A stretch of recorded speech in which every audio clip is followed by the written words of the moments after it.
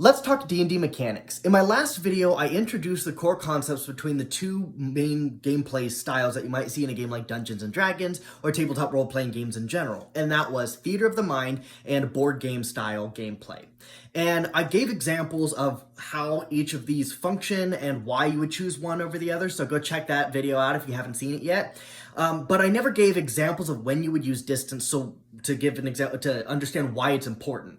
So the main times that you would use distance are really if you're in combat and need to know like where everything is and what you can do, and when you're casting a spell or some other like distance related event that might occur, because most spells will have a range in which you can cast it.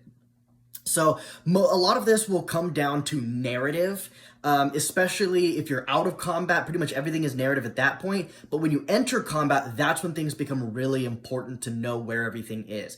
And again, more often than not, when playing a theater of the mind style game, you can kind of fudge distances a little bit and be like, yeah, they're closer than I may have portrayed a little bit earlier. Whereas if you're playing a board game style, you're stuck to the exact measurements of whatever you've decided on for the mat that you're using.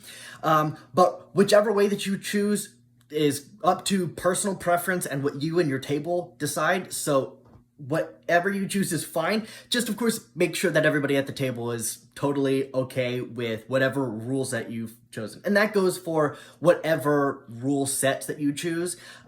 In fact, I'll explain in my next video why you would use different systems in a game, in different tabletop role-playing games, what different systems are, and why you would use some more than others. So stay tuned for that video and other D&D content that I have on my channel.